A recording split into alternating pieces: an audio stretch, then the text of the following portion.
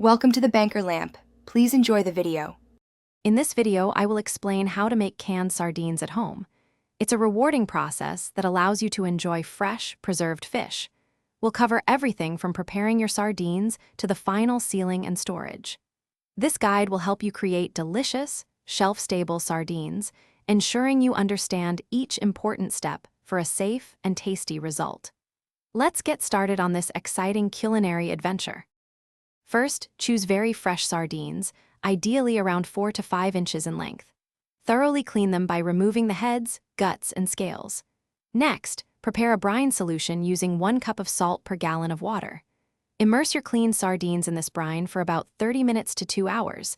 This enhances flavor and firms the flesh. After brining, give them a quick rinse under cold water to wash off any extra salt.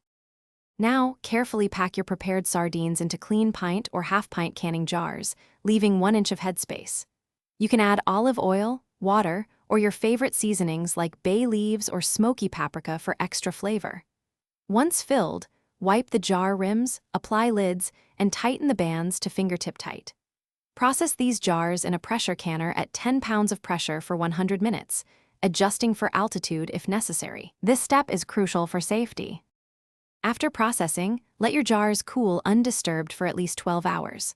Once cooled, check that all lids are properly sealed. They should be firm and concave. Store your perfectly canned sardines in a cool, dark place like a pantry, where they will maintain their best quality for up to 1 year. They're fantastic in salads, pasta, or on toast.